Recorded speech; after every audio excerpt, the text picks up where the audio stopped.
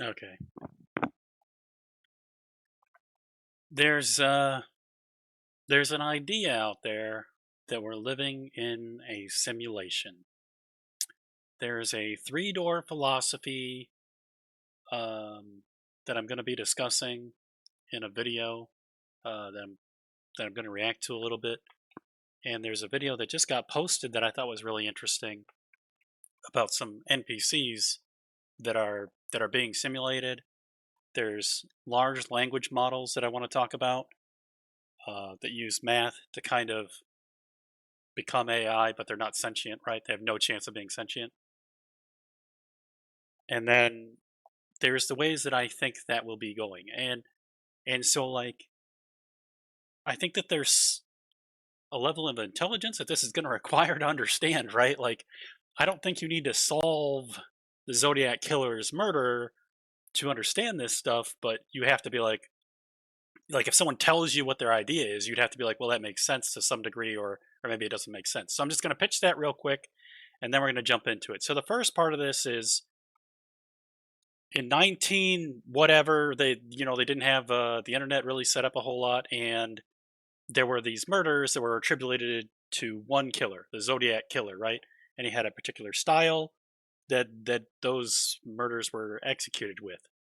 But then a curious thing happened where that killer wrote the local media, the news media. Hey, 3-4, what's up? That would be 1981. Yeah. So 1981, the killer, as far as I know, no killer had before has done that. Maybe they did and I didn't know it, but they wrote an encrypted message to the news media and demanded that it get publicized. Uh, and as far as I can tell, it's the equivalent of like a newspaper having a personal ad, like one killer is trying to reach out to another. Like that was immediately my thought when I heard about the story. That as soon as I heard that, I'm like, okay, there's two killers. I really think that there were three killers, and the reason being is because multiple times they reached out to the media, and then they had different codes, and there were just inconsistencies. There were similarities and there were inconsistencies, right? And it was three major counties where these killings happened. They had different, if you plot them, like it looks like each of the killers is kind of centralized in one of the three areas. So there's all this information, but the Zodiac killer has for a long time just been treated as it's just one killer, even though they deliberately wrote this message to try to communicate with the other killer. Like it was supposed that they're trying to communicate with the public or they're trying to communicate with whoever it is, but to me that was just a big personal ad, killer to killer, that they were trying to get broadcast out there. So don't worry if it's playing ads. I'm going to post this to YouTube. There'll be a link. It's going to be on YouTube right now. I'm streaming to Twitch because it's the easiest way for me to get this out. But so I am very sorry about the ads being in the way, but it will be on YouTube. So whether I'm right or wrong, you would have to be like, okay, well, it's a leap, right? You're like, well, the letters went to the person, and all of this other circumstantial evidence would provide that evidence, and so like they would capture a suspect, and they would say like, well, that's not the suspect because when they wrote this message, the handwriting didn't match. Well, he could still be one of the three killers, and so like as long as they were supposing it was one killer, they they would continually run into the situation where they would have a trial or they would go to a hearing and they would say like, well, it can't be that guy because the killer killed again, or so they kind of had this strategic method of like an accidental, it's not even a strategic, it's like an accidental method of being protected from each other being imprisoned because everybody thought it was just one person. But that's an aside, right? And I bring it up mostly because it's a really easy thing for me to say, like, retrospectively, they thought it was one person, and now when we look back, we can say, like, well, it is multiple people because you see these signs, these signatures that would indicate that it might be more than one person. And to me, they're very obvious. That to me, like, it's like hands down, two to three killers for sure, right? Like, so, but it might not be so cut and dry for everybody else. But anyways, that's my kind of like microcosm of what I'm going to present. All right. So the first thing I want to show you is I guess I want to talk this through a little bit. When you have a large language model, what it does is each word is basically tokenized. And I mean, I'm just gonna, it's gonna be a very slaughtered version of what's going on. There's a value assigned to it. There's a value assigned to how much it relates to other words. There's a value assigned to what the program believes that is associated with. And at the end, it crunches all the numbers, it looks at all the values, and it tries to spit something out at you. And the more and more that's refined, the better the numbers get, the faster the processing, the more intelligent it can appear, the better the responses will come out, the more you'll be like, oh yeah, that's working. And so then you like, if you're a developer, you're like in a feedback loop, you're saying, yes, this is working, do more of that. And then you improve on it until it like ChatGPT is really useful at some point. And I'm not going to get into all the reasons why it's degrading or where it should be because I've got a lot of opinions on that. But the important thing for this discussion is just that at no time does the large language model understand what the hell you're saying, right? You tell it, I have an apple in my hand. It doesn't know what an apple is. It understands nothing. It knows that there's a value associated with apple, there's a value associated with your hand and hold, and there's a value associated with responses to that, and it's a statistical model, right? It's all math. It just says you said these words, so mathematically I would say these words, or I could say these other words, but they have a mathematical value in it, and it gets to the best value and spits you out the best response. So it looks like it's really smart, but it's just crunching numbers, right? And so if you think about like a baby, right, and you're trying to get this baby to say papa, so you just keep saying papa to it and pointing at yourself, right? Papa, papa. And at some point, the kid or the child will repeat that, right? Because kids have these things. They have the capacity. So stay with me for a minute. They have the brain, right? And it's got memory so they can remember things. And it has like an internal desire for survival that you just are born with. It has eyes it can observe with, and that goes to its data. It's storing everything that it sees all the time. I don't know exactly how it works, but I know that it must be storing it, right? There's your ready access memory, if you will. There's like memory that is short term. There's memory that is long term. When you grow up, you can think back really far. Maybe you don't remember everything you did during the week. You know what your general routine is. You can regurgitate some of that information. For the last hour, you can say like what you said. I can regurgitate almost everything that I've said in this talk. Uh, as an example, like I was talking about the Zodiac killer and the whole idea that it's more than one killer, right? So I can reference that immediately. Whether that's stored in long term, like a year from now, I don't know. But anyways, the point is that the child has this observation mechanic, it has thoughts mechanics, and it has memory mechanics, and it has this ability to recall.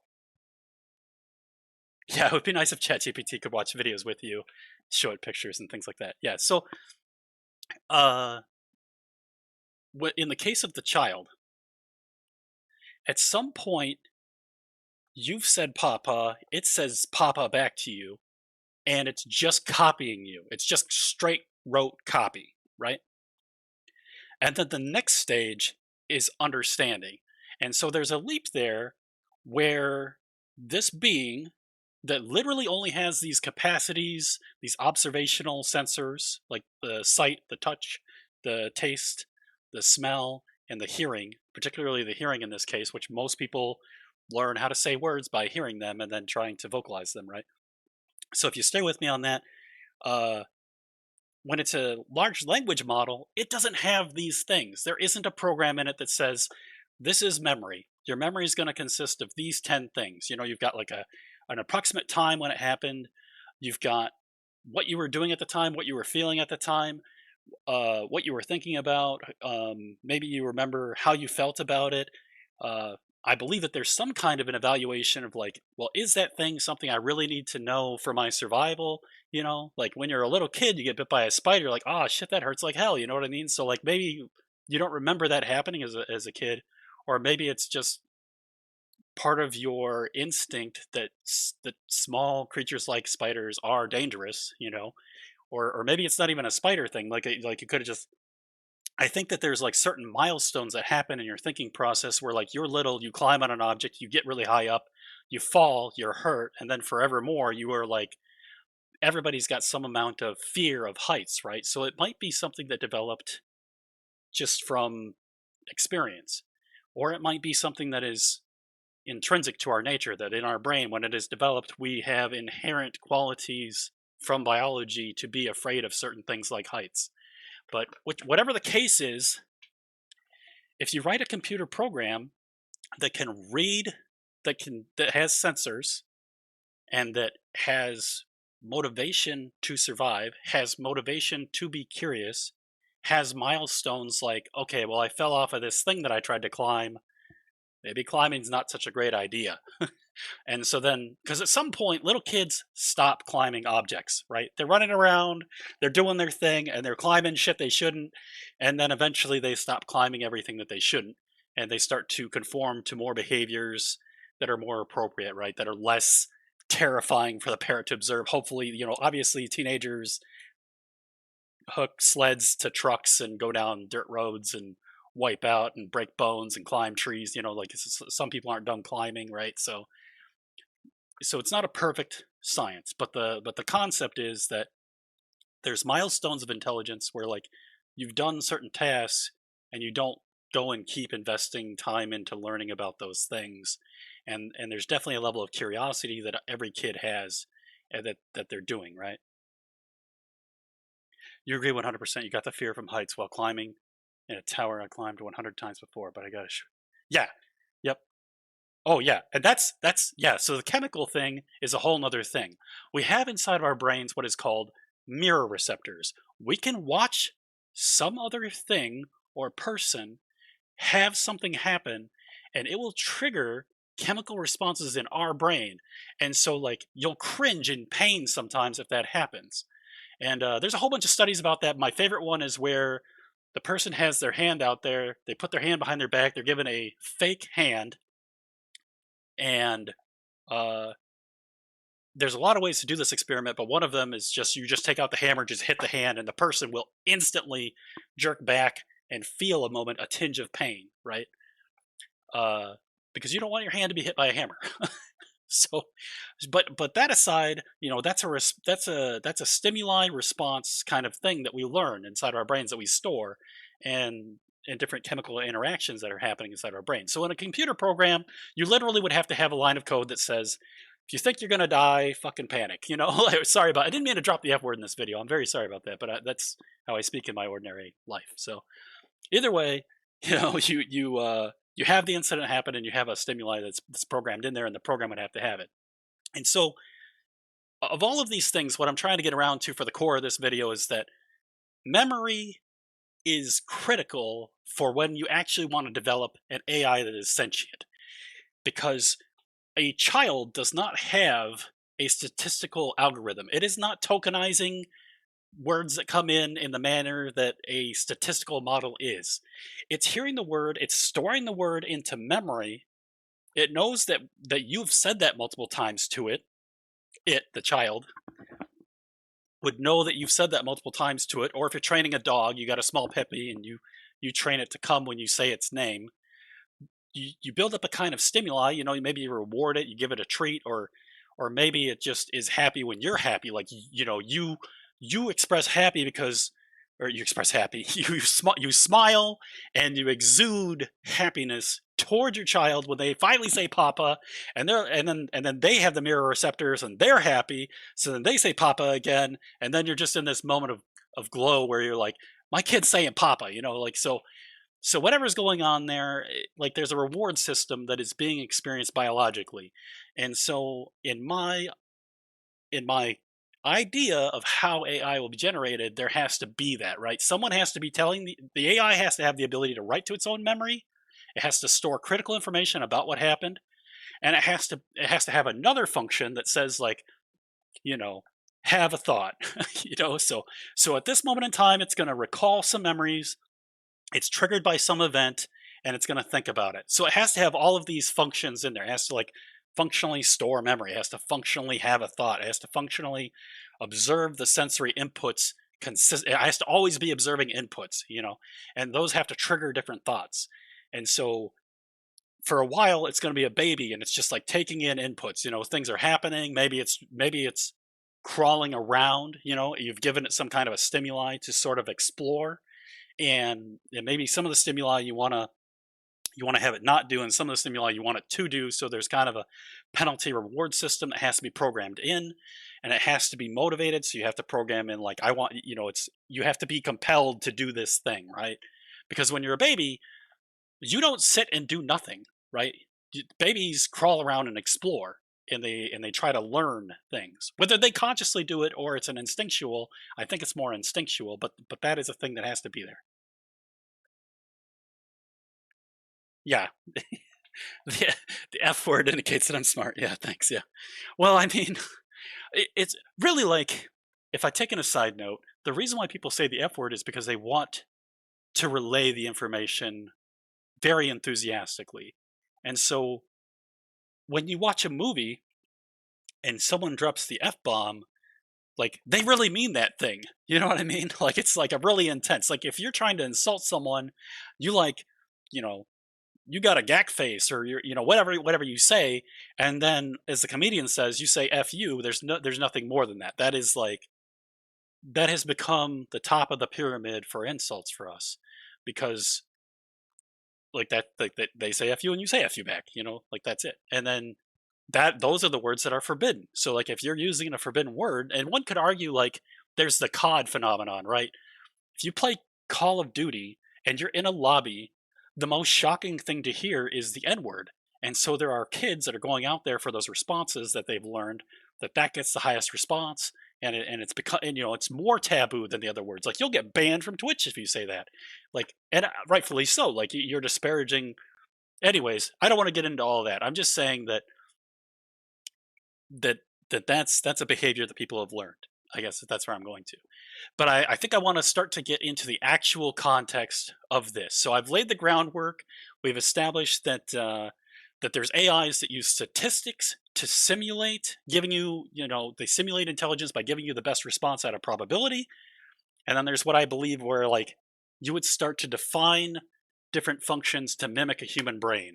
And as the stimuli comes in, they start to accumulate more memories, have more thoughts, and eventually they're saying papa, eventually they're saying full sentences, eventually they're telling you, you know, why the sun is the center of our local galaxy, or like, whatever the extreme example is. They're trying to tell us a unified theory in a simple way, because maybe the person who designed it wasn't a physicist or whatever, like, so whatever it is, like, we're going to start small, and then that thing's going to get smarter and smarter. And to me, the thing that makes it sentient is that it has these memories, and it can draw its own conclusions, and it has autonomy in that. Now, the video that I'm going to talk about, a large language model, ChatGPT, has been used by some smart people, let's say MIT people or whatever it is. There's a paper, there's this guy that's making this video on it. I'm going to do a reaction to it. I have been using, you know, I I've been working with some programs to kind of do some machine learning.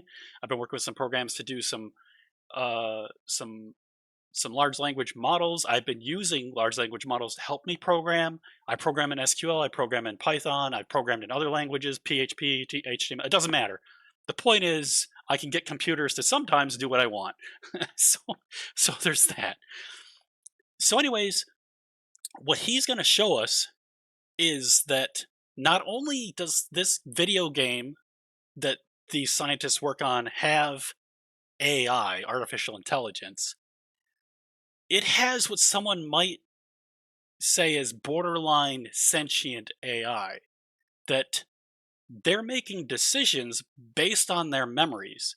Things that have happened to these actors, if you will, these characters in this story, they're retaining a memory and they're making decisions based on their memory. And it gets really freaky really, really quick, but I'm just going to play this so you can see it. This is fully autonomous NPCs putting open world to shame. ChatGPT powered, Matthew Berman, 5 months ago. It's not a super new video, but it's new to me. Here we go. As they experience the world, they will actually form memories of the world. They'll reflect on these memories, and that will inform their future behavior. Hey, welcome back. In this video, we're going to talk about an extremely exciting project from Google and Stanford bringing together artificial intelligence and video games, making sandbox environments absolutely come to life in what potentially could be the future of how video games behave. With this project, there's the promise of actually being able to give NPCs an entire life and allowing them to live their own life in a world that they create. I'm really excited to show you this. Let's get into it. So here's the paper. It's called Generative Agents, Interactive Simulacra of Human Behavior. And I actually had to look up what that word meant. It means an image or representation It could use a little volume.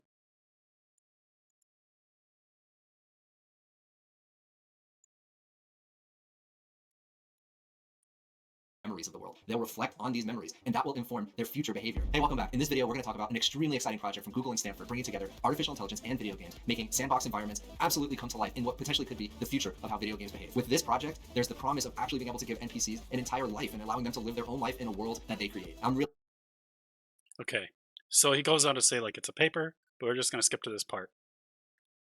They wake up, they cook breakfast, they head to work. These are instructions that they kind of have, is what your first concept is.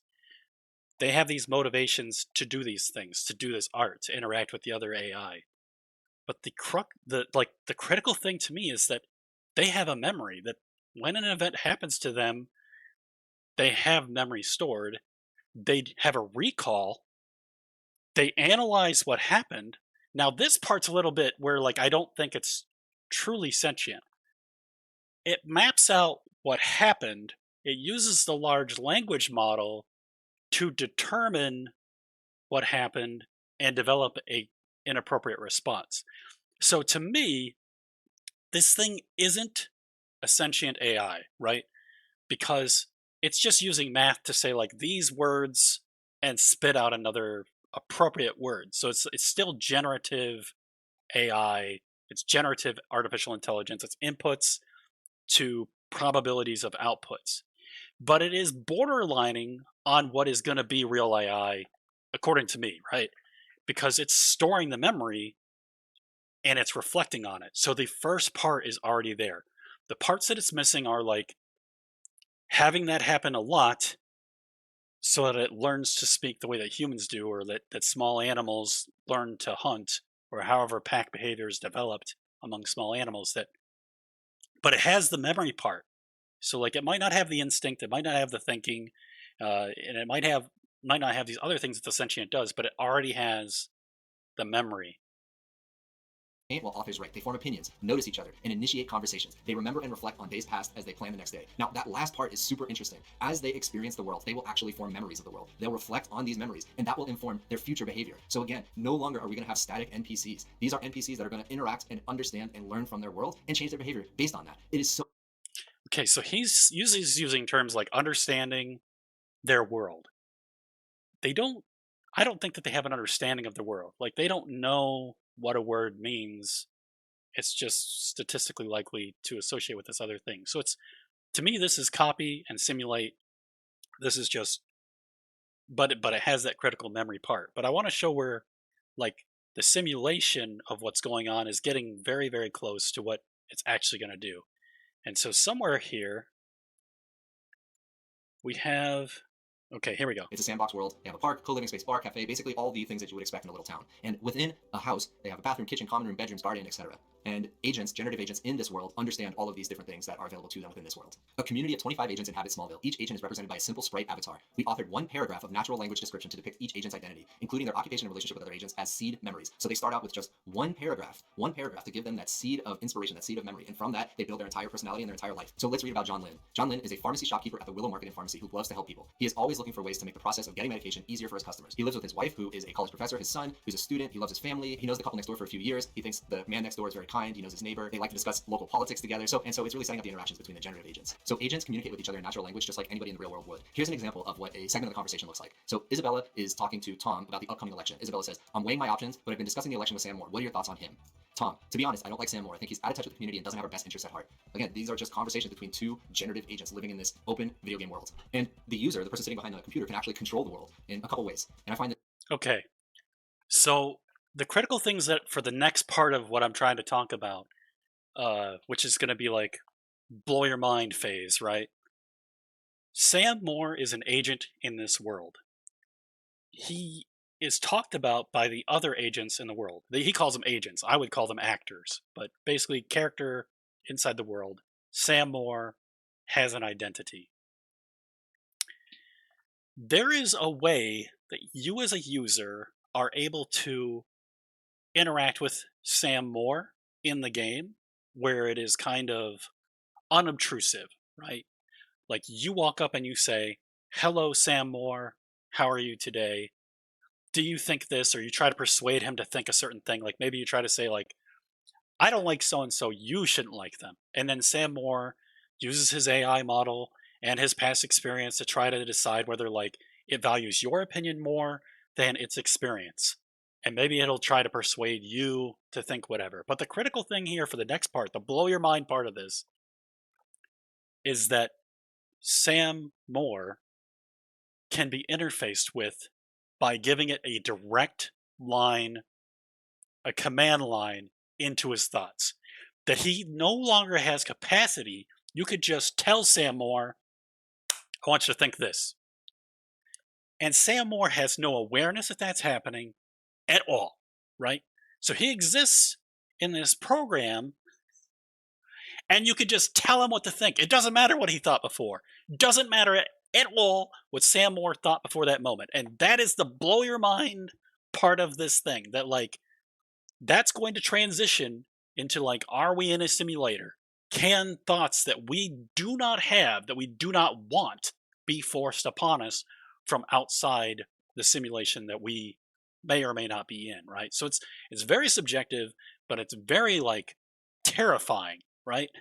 So here we And go. it's really, really interesting. And so here it says the user can control the world in two ways. A user running the simulation can steer the simulation and intervene, either by communicating with the agent through conversation or by issuing a directive to an agent in the form of an inner voice. So you can actually become the inner voice of one of these agents and say, hey, I'm inspired to paint a picture today. And then all of a sudden, just with that little prompt of the inner voice, that agent is going to do what it needs to do to actually get to that outcome of painting a picture. As these generative agents live in the world, they actually start to develop their own routine. So here's an example of that. A morning routine can be wake up, brush teeth, take a shower, have a breakfast, then catching up with friends, packing, and then beginning work. And all on a very rigorous time schedule. This graph really defines what the architecture is to make this happen. So here's the architecture. It's the observe, perceive, it's the memory stream. They're retrieve memories, they're making a plan, they're reflecting, and then they're acting. And so it gets more complex, right? Because initially we said, well, the large language model is saying do this stuff. And then the large language model is saying, well, you've got this input and you've got this output. But when you look at this diagram, this is not necessarily that. Like it's looking at a memory stream, which is like the past tense, and it's applying the statistical analysis and the memory stream. So it is both simulated intelligence, right, and borderline sentience, because to to be sentient is going to be like a whole debate, right? It's becoming a philosophical bomb, right? Because out of this is going to be, well, are you a real sentient being, or are you or me just regurgitating stuff from a background of statistical analysis that we're not aware of that's inside our brain? You know what I mean? So because Sam Moore doesn't know why he exists, and it's possible Sam Moore doesn't even know he exists, right?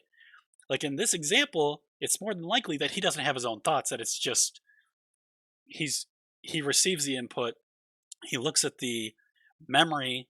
It's a function, right? I'm saying he, but it's a function. It literally says, there's a tick on a clock, and every so many cycles, they have to analyze their memory and maybe make decisions about what they're going to do. So there's probably a moment where the clock says, okay, well, I perform my last action. I don't have anything more things in the hopper that I plan to do today. Now I'm going to spend some time to kind of reflect on my day and maybe plan tomorrow.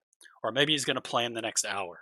Or maybe you're at work and you're just like, well, in the real world, you're like, well, I just finished my project. Now I need to figure out between these next two projects, what one am I going to do? And you think to yourself, well, I know that so and so is critical to me getting like a raise, so they get priority one, or whatever it is. However you're deciding that, there's an interval there where you don't have a task and you have to pick your next task. And so, yeah. Anyway, I guess we're going to continue on with this a little bit, and then I'm going to get into the crazy stuff. Happen. First, they perceive something in the world. And next, they have a memory stream. You can think about it as all the things that are happening to them in the world get logged to that memory stream. They retrieve that memory stream as retrieved memories, and they either plan and or reflect on those memories to act next, to perform their next action and decide what their next action should be. And so in this graph, you can see the memory stream. So it's logged by time, and it talks about what specifically they're doing. So desk is idle, bed is idle, Isabella Rodriguez is cleaning up the kitchen, etc., etc. And so based on this memory stream, we can ask a question to Isabella. What are you looking forward to the most right now? Isabella Rodriguez is excited to be planning a Valentine's Day party at Hobbs Cafe on February 14th from 5 p.m. Yeah, so here it is. This is where the statistics are coming in. These things are happening, they're all quantified. And so what you have is a large language model that is quantifying these words into some kind of a meaning. And then they've built basically another statistical model on top of it. Like, this is what these words kind of mean from statistics, likely. This is what this statistically means that you should probably do, likely, right? So it's not like this thing grew up. It was born, born, air quotes, with just this function that says this is your memory and these are your statistical models, and it's just effectively born or comes into existence with these statistics, and it's just proceeding from there to do things off of statistics, right? Whereas I think when you're a baby or a child or a kid, you just keep receiving inputs, right? The inputs just bombard you. You're just always seeing stuff. You're constantly hearing things. You're constantly reacting to it in some kind of a manner, and you're constantly just recalling your thoughts or producing some kind of an output based on both your decision making, your thought process, your instincts, your stimuli response mechanism, the id part of your brain, the ego part of your brain, the super ego, and there's so we have a thought process that is just instinctual, which is the id. Something happens, fight or flight kicks in, that's the id, right? Or I'm hungry and I just go and get food. I don't think about anything else. I just, like, maybe I was streaming, maybe I was talking to somebody, but I'm so hungry that in that moment, I just go and get food. That's letting the id take over, right? And then there's the ego. I know that I'm hungry and I'm just going to ignore it because I'm streaming. And then there's the super ego. You have, you analyze how you came to that conclusion. You're like, well, I got the stimuli and I had made a decision. You know what I mean? So it's analysis on analysis on analysis. So there's the initial analysis, the id, then there's the analysis, the ego, and then there's the analysis on the analyzer, which is the super ego. And so however deep you want to talk about that, because language is a construct, you could talk about different layers of, it could, like, we only have the three generally that we talk about, but you could expand upon it, you could classify them, you could categorize them however you wanted to construct that, because language as a construct allows you to do that. And every slice that you break up, you could separate some level of detail for that kind of thinking, and you can characterize them and you could sort them however you wanted. But in terms of functionality, for the sake of this, we're just going to talk about those three. And then for the sake of what they're doing here, we're talking about it in terms of, like, the large language model doing the analysis of how the words are coming together, and then a large language model, or sorry, a statistical model on top of that, that is then on the right hand side of your screen, computing. Well, what are you going to do? You're going to order decorations, or you're going to research ideas for the party. And it looks like, whatever value, I don't know, he's going to say. But anyways, I think he finishes out, like, the implications for the gaming, the implications for industrial, like how this is going to add in. I'm going to read your comment for a second. Ads. Oh yeah, sorry about the ads, but it's going to be on YouTube, so we'll link it afterwards. So this is an entirely different video. This is from some sub, and it's "Are we living in a matrix simulation? Why should we doubt everything?" And I think I've got it here to Nick Bostrom's theory of the three doors. And so, like, I don't want to butcher exactly the beginning of this video, but it's kind of important. He goes through the history of this philosophy and comparisons to the Matrix, and it's highly entertaining. And this is the section on Nick Bostrom's theory of the three doors. Okay. Meet Nick Bostrom. No tinfoil hat, no crazy look in his eyes. The Swedish scientist is probably the main modern theorist of transhumanism, a researcher of the dangers of artificial intelligence. But perhaps his most famous work is the 2003 article, Are You Living in a Computer Simulation? The text is considered as a reference reasoning about the likelihood that we will all see a machine-generated collective dream simulation. By the way, Elon Musk believes in Bostrom's theory.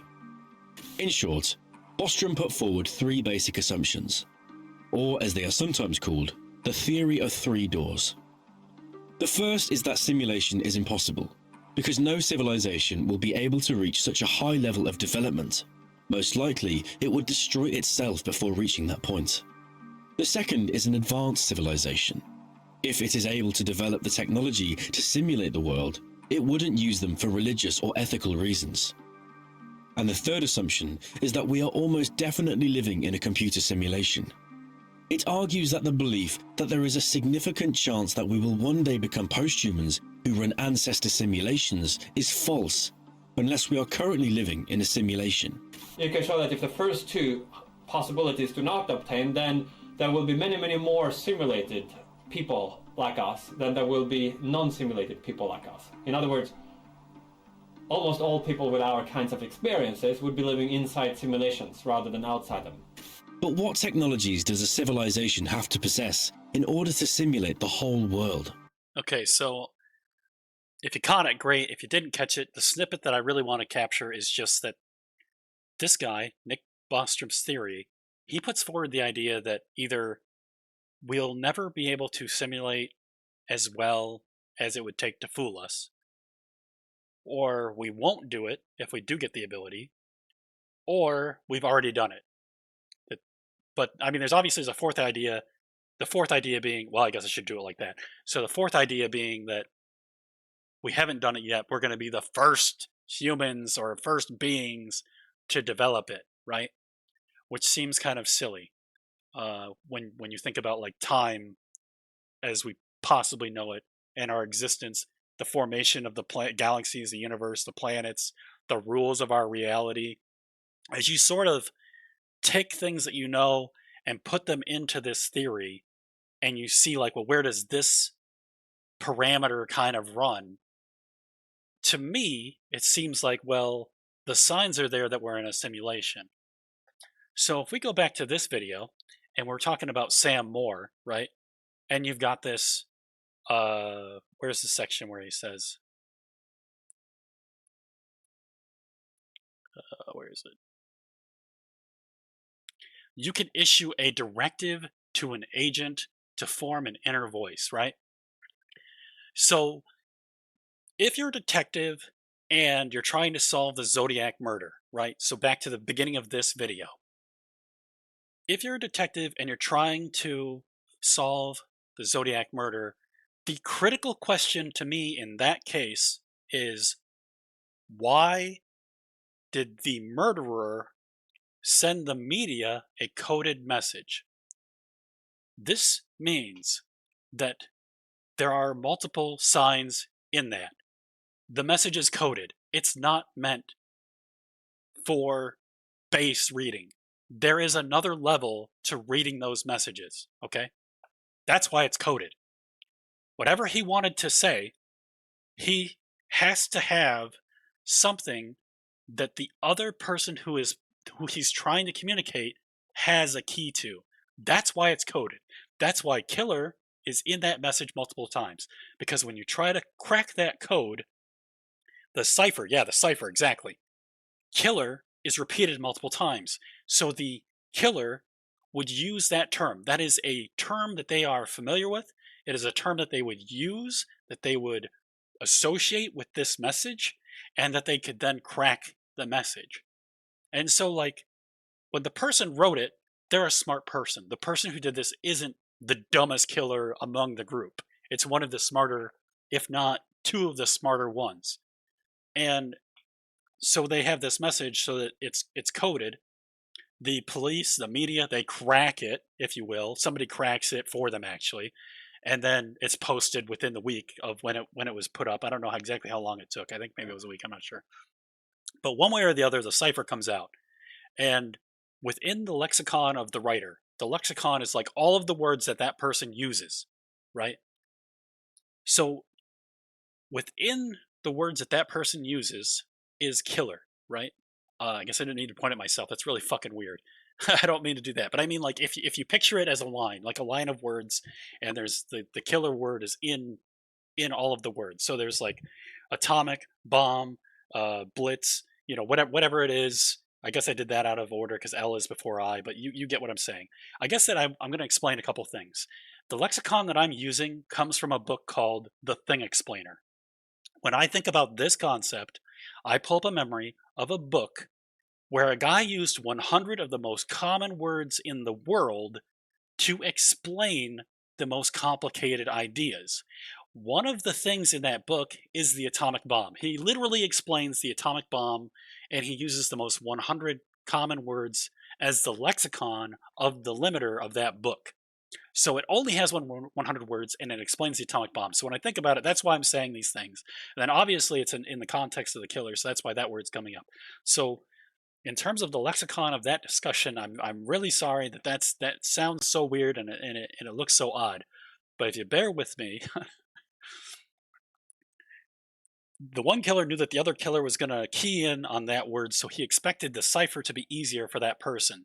So if we suppose that there were three killers, okay, I know I'm certain that there were two at least, because the message is the sign, right? But if you suppose that there were three, there started to be more messages. Well, if you set out your first message and you don't get a response, maybe you set out a second one, right? And you get a response. But if you sent out three messages, the hell are you doing? Like, why would you ever risk yourself that much exposure to the police? So, my theory is that if there were two killers, they communicated back and forth because there were more than two messages.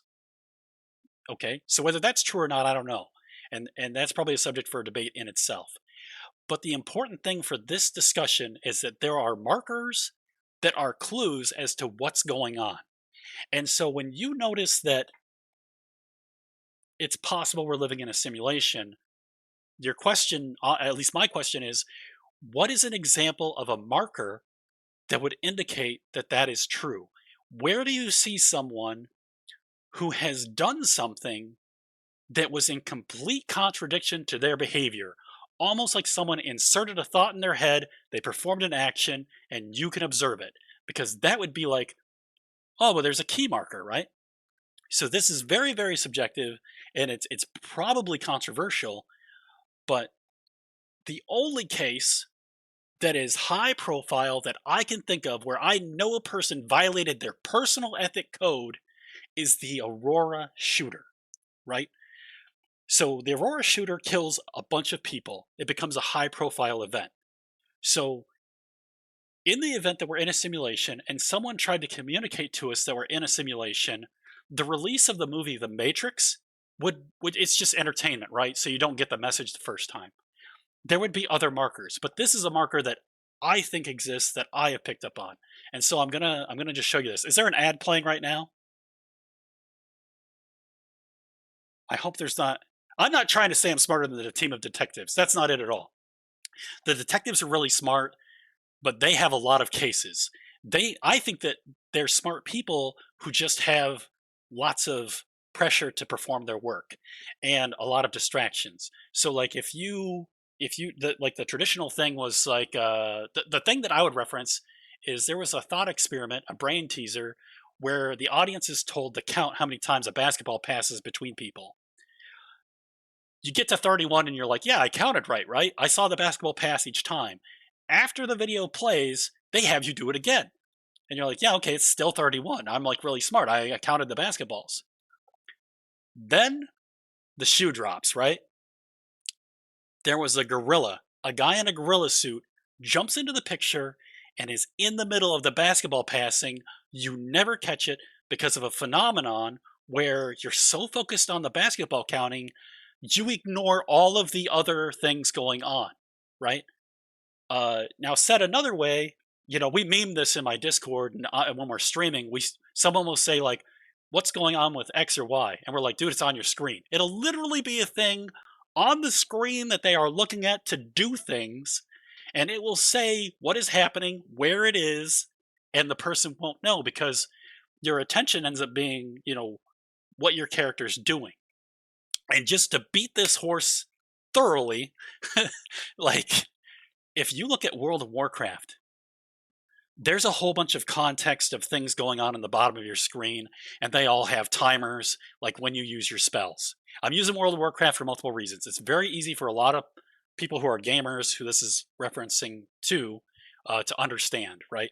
3-4's in the channel. I know 3-4 plays WoW. I've played WoW. Very easy to use this as an example.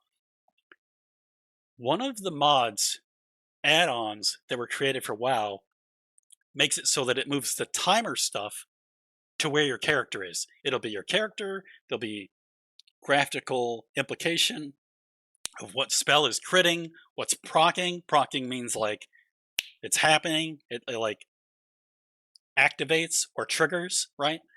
There's probably a word, I don't want to get into the etymology of procking. Basically, in the center of the screen, they have taken all of the UI elements that are on the exterior of the screen, even though your monitor is only so big, and put it right on your character. Because when you're focused and you're gaming and you're playing WoW, your main concern is that you don't step in lava, right? You just don't want to die, you don't want to get dealt damage, you don't want to fall, you don't want to fail the group of people that you are socially obligated to perform well with in that game. Maybe it's a 10-person raid, a 40-person raid, maybe it's only 5 men or women or people in a dungeon that they're running through. Whatever the task is that you are socially obligated to do, you really just don't want to fail it. And so you're really concerned with where your character is, but you want to also do lots of DPS because you want recognition, you want the dopamine, you want the appreciation, whatever it is, wherever you're gaming. Everything was moved to the center of your screen in post-production.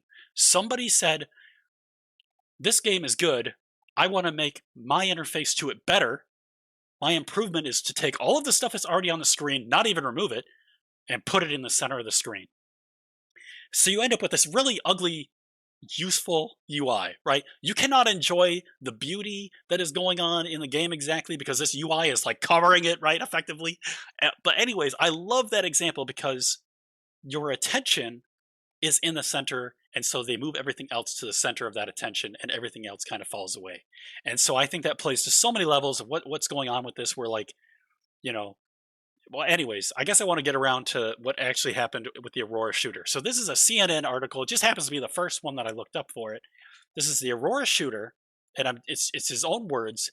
And I just want to say that like this part really, really is like a huge cue to me. He says that he thinks it's wrong to kill children.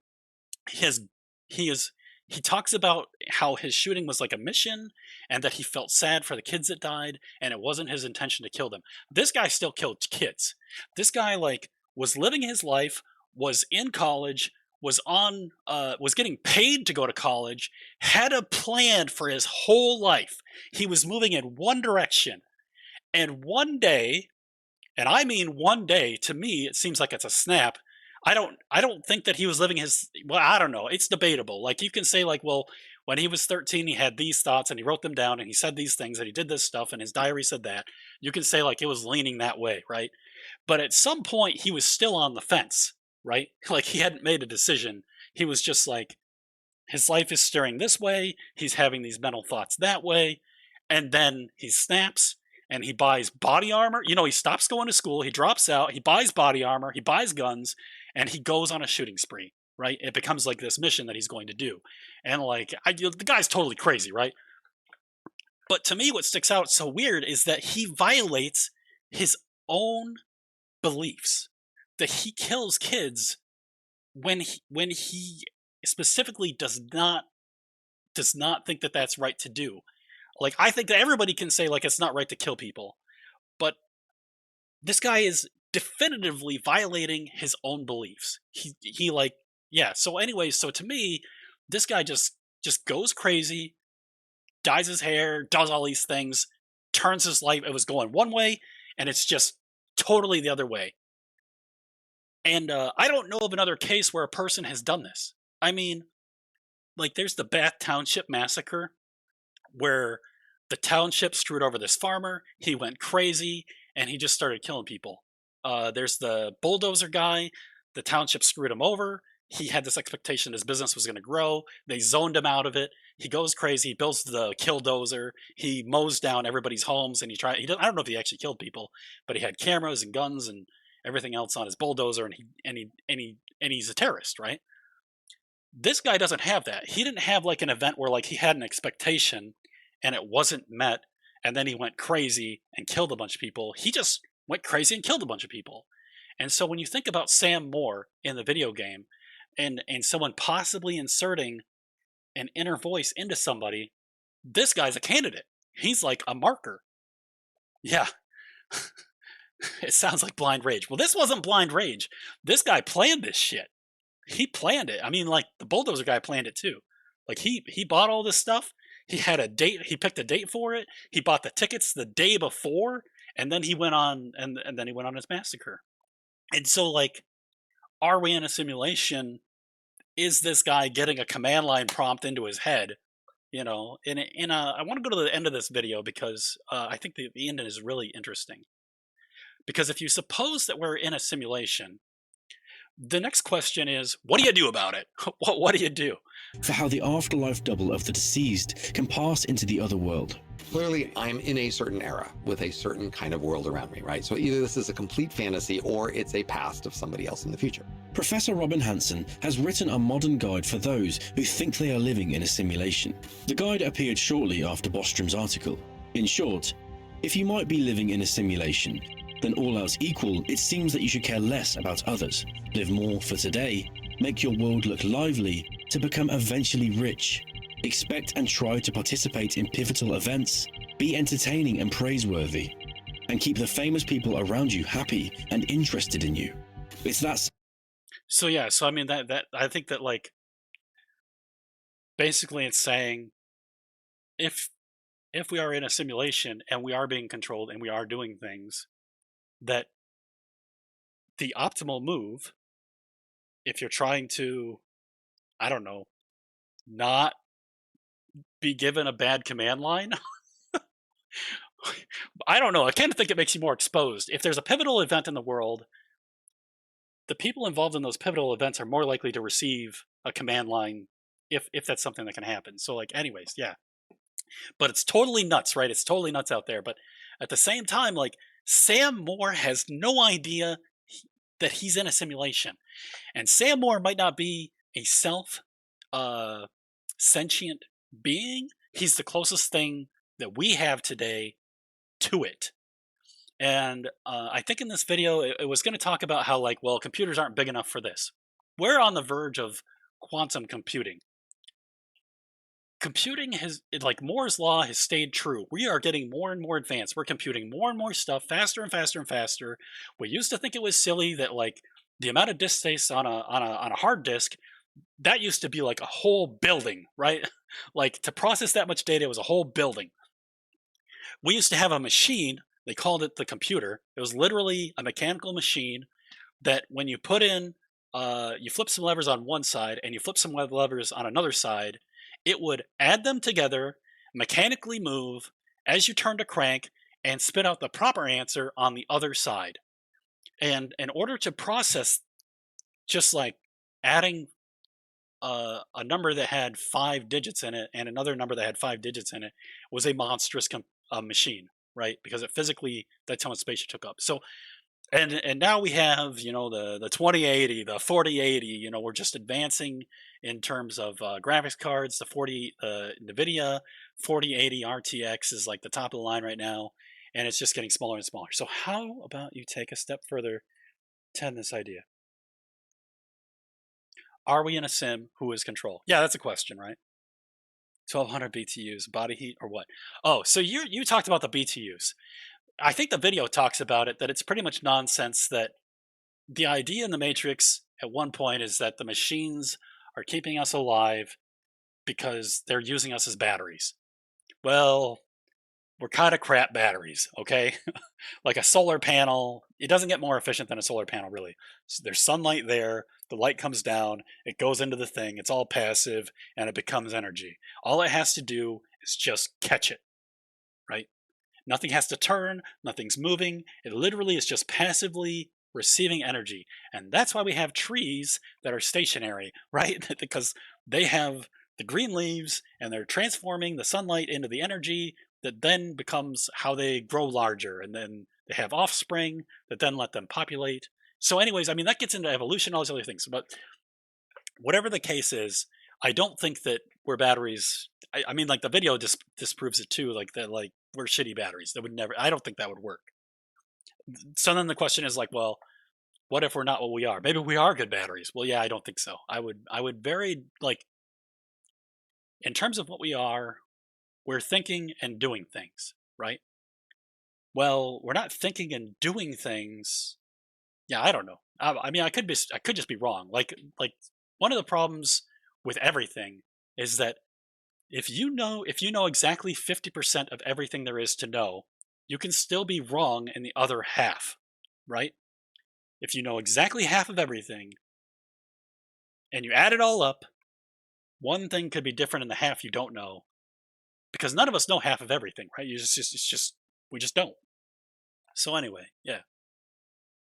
Plants are actually farming us. Yeah, yeah, plants are farming us. Yeah, there's a tree. It's actually a tree that's created the simulation.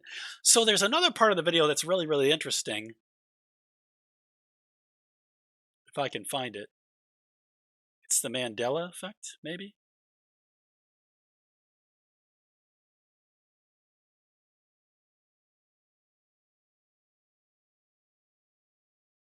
False memories can sometimes be shared by multiple people. Maybe it's before that.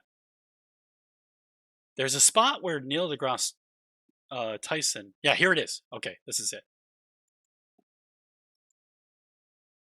Enough of the world that they see around them. That they see around them. Right. So you want to start digging, and that's so funny. And haven't put the Earth there. There's a flag that goes up in the programmer, and they say, need more Earth." And so they put Earth beneath you while you can keep digging. Let's go back to Bostrom. Such computers would be virtual machines, a familiar concept in computer science. Virtual machines can be stacked. It's possible to simulate a machine simulating another 12 machines, and so on, in arbitrarily many steps of iteration. So now that world evolves, and they develop computing power. Right. And they say, we want to play video games. So now we're going to make a world. So then they make a world, and they have sufficient computing power that they invent to create a whole universe within their computers. Okay. And then They make a world. And then they make a world all the way on down. Well, you get the picture. Once again, it's this principle of the Matryoshka doll. Each simulation created. Okay, he calls it the Matryoshka doll. He means the Matryoshka doll, okay?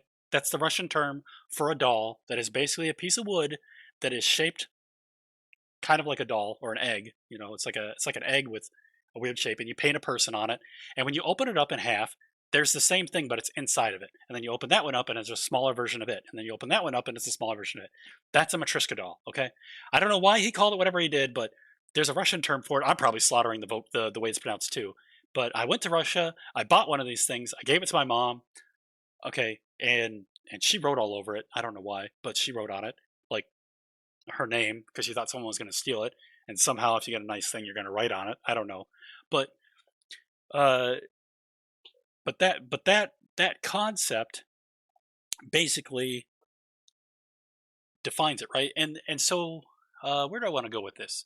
I guess I want to focus on the markers. So what's another marker that we might be in a simulation? Well, the story of Jesus, right? You did something wrong and it deleted all of your comments, 3-4. Type with normal letters. Don't use weird letters, Moobot says. Sorry about that. I hope it didn't ban you. If it did, let me know. Undesirable letter spam. You're timed out for 10 seconds. So just type something, whatever it is. Try to just declare what character you tried to use. I don't know. But anyways, what I was saying is that... shoot, what was that? Where was I at? I was talking about the Matryoshka doll. You typed in Russian? Yeah, don't do that. That both Twitch and YouTube, I don't think that they're gonna like that. A lot of my videos get banned in Russia because of the music that I play, but anyway, that's a whole side note. Yeah.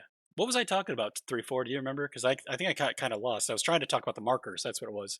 So if you look at another marker and you look at the Jesus story, there there exists a lot of religions even before Christianity that depicted this story of the Virgin Horus. I think was it Horus? Who's like the oldest one in Greek mythology? There's a Greek mythology. Anyways, it doesn't matter. There's a whole bunch of religions out there that revolve around this idea of the virgin birth, where it's a being that came to exist that wasn't that that didn't actually have a father, that it had a creator and was mixed with a woman, right? And then there's like the event where the being is born and people just recognize it because of a constellation or a star or whatever it is, and they show up to praise this birth, right? So maybe it's just like common storytelling, or maybe it's that there's a message that is trying to be relayed to us, but books aren't really written, there's not video out there, so like it becomes this issue of signs, right? Like if you see the movie, there's in the movie Signs, it's M Night Shyamalan, and then there's I don't know whoever wrote the book. I don't know if he wrote it and he did the film or what, but and then Mel Gibson was involved. I don't know. It's kind of a whole thing to itself.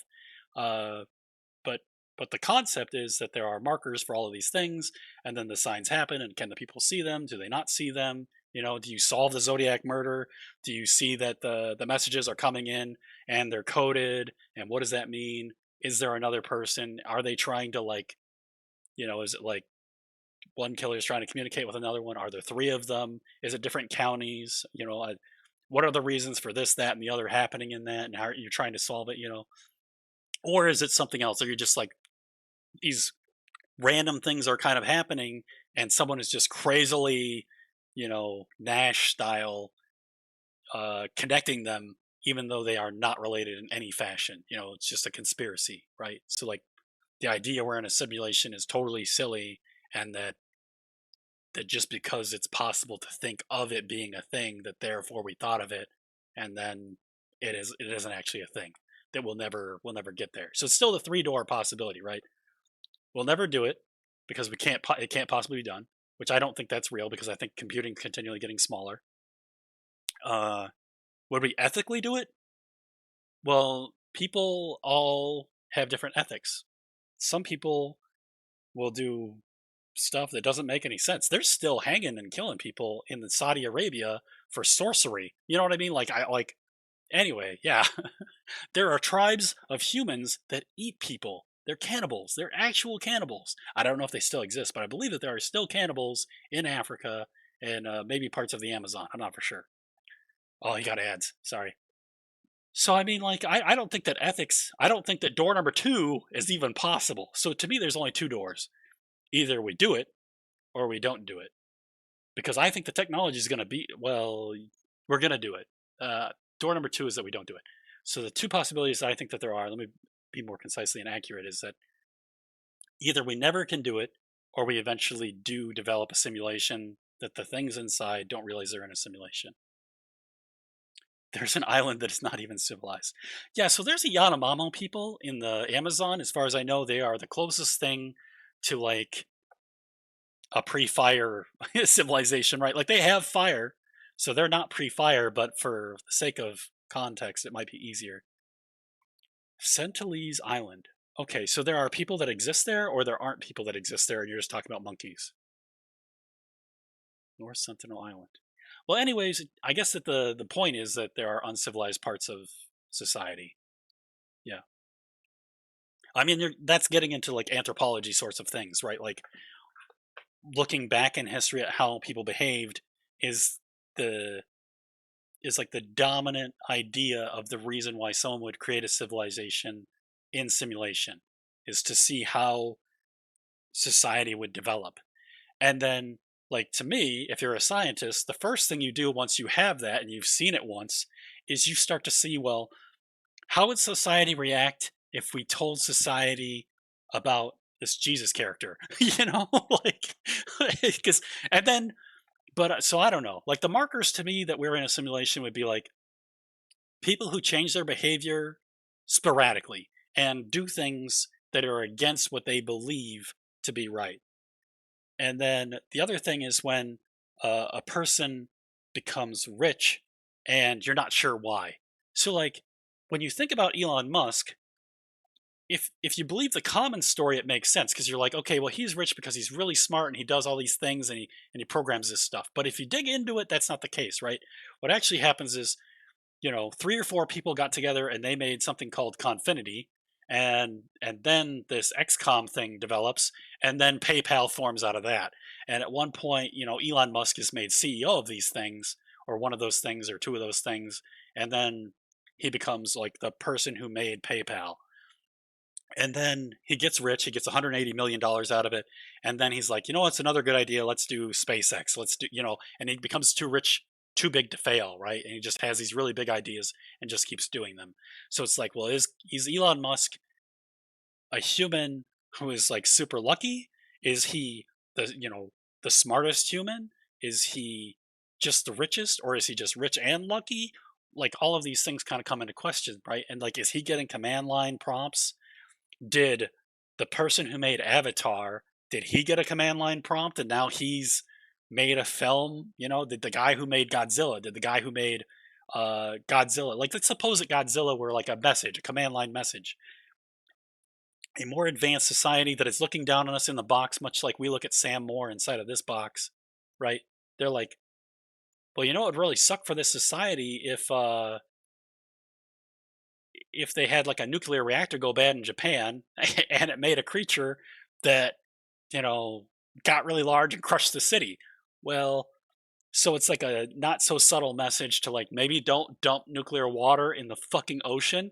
You know what I mean? Like, and then Japan goes and does that, and people are like, oh no, that's okay. It's safe water. They're not drinking it. You know what I mean? Or maybe they're having a drink and they're not having any side effects because they had one drink. Whatever the case is, inherently it seems like a bad idea to dump water that was radioactive into the water and to say, well, it's treated. Well, if that's treated, how come they didn't treat Chernobyl?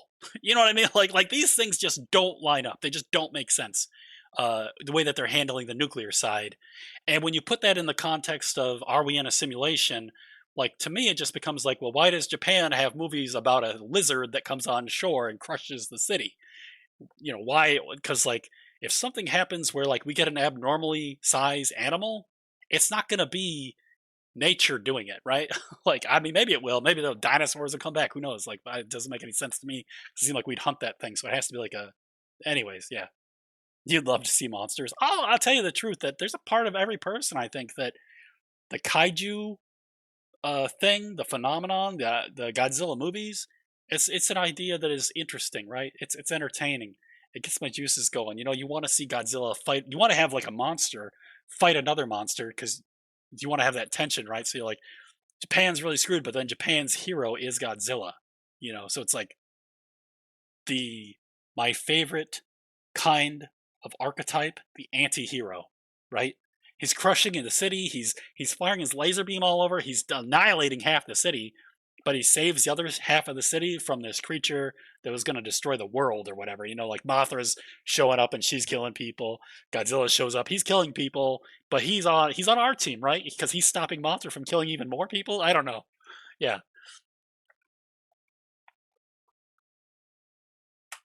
A movie about Fukushima. I bet you there's going to be a lot of movies about Fukushima.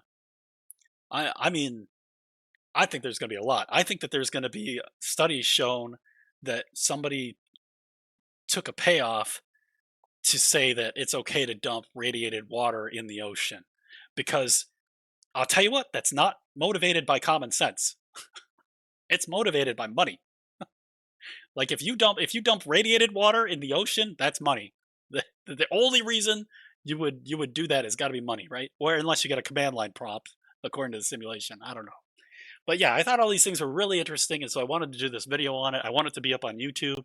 I hope it goes viral, but at the same time, I also hope that it goes into obscurity and that it's just wrong and that it's just ridiculous, right? That the markers are just a conspiracy, and that these concepts, even though, Neil deGrasse Tyson's right here talking about this concept where we're in a simulation, and you know Elon Musk is saying, well, we're in a simulation. Like Elon Musk said definitively, we are in a simulation. I think he described it as something like, I might be misquoting him, but he said something along the lines of, we're simulating worlds now in video games, and if you scale computing by any time scale, by 100 years, by 1,000 years, from where we are today, in 1,000 years, we're making a simulation that we ourselves cannot detect the difference of. You know what I mean? So I don't know how he exactly said it, but that's the gist of it. That you just wouldn't know. You'd never know. I'm going to read some comments and I'm probably going to end the video.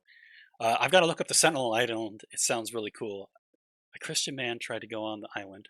They killed him. Oh, jeez. I love this old movie, The Gods Must Be Crazy. That is a great movie. The Gods Must Be Crazy is a great movie. So The Gods Must Be Crazy is a very interesting satire on civilization, on people, right? If you're interested in everything that we've talked about, the Matrix and the simulations, the AI, The Gods Must Be Crazy is like the natural behavior civilization satire movie that I would say like is really you can think about more levels of this discussion if you watch it, for sure. A movie about Fukushima, Bigfoot. Yeah, Bigfoot. Yeah, so I mean, when you read about the chupacabra or you read about Bigfoot, like there's some stuff that happens that you really want an explanation for. Like even like the Amazon, you're talking about like giant snakes eating things and like people going missing. Anyways, yeah. So I mean, if you try to take these mythos and say that there's an element of truth to them and that that's where they come from, and then you look at the Jesus story, you know, if you picture, if you say like, okay, Mary and David or whatever Jesus's human father, whatever his name was, who was with Mary, who totally didn't have sex with her. If you think about them as being real people, and he's worried that she or he are going to be stoned to death in the civilization that definitely stones people for sorcery, along the Mediterranean or wherever they actually were. You very quickly realize, well, yeah, they're going to say it was the Immaculate Inception, right? That it's going to be, or conception, sorry, not inception, conception. I'm not trying to store thoughts, but, creating the baby without having sex, right? So there's that. And so whether it's her projecting the story to him to protect herself, and she totally slept with some other dude, and she knows about the story of Horus or whatever, anyways, so whether she was a virgin or not a virgin, you can still imagine this situation where, God, I hope that doesn't play. Song request. Yeah, no.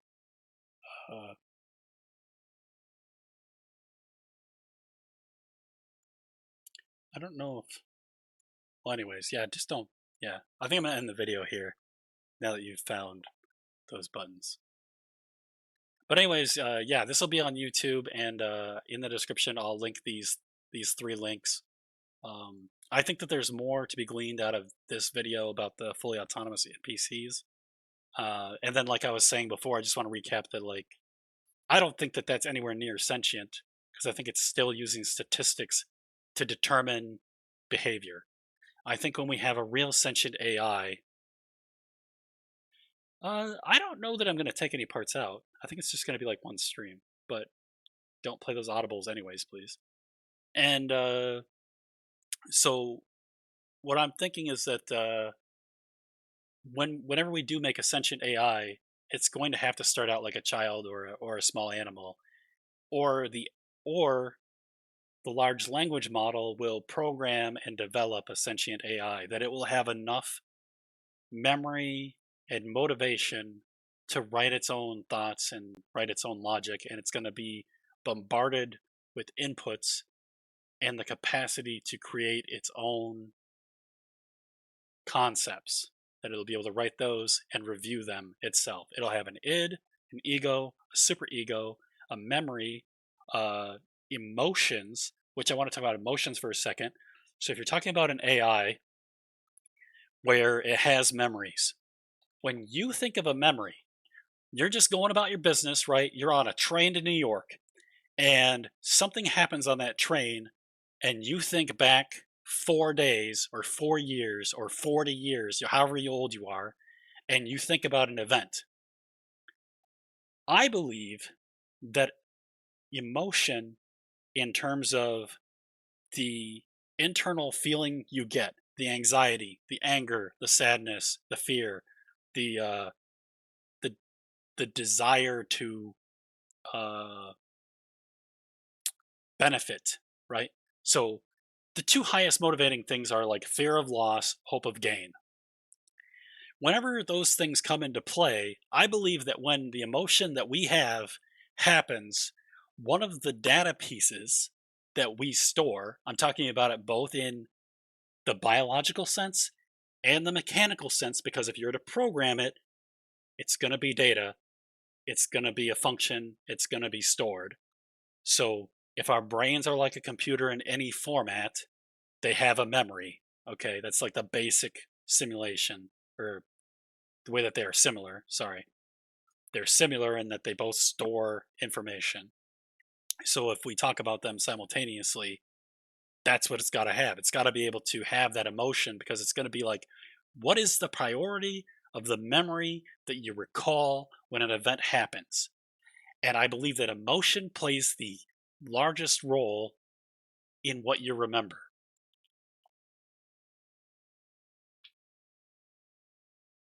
A child AI wouldn't know how to learn. Yeah, so I was talking about that too. Like, yeah.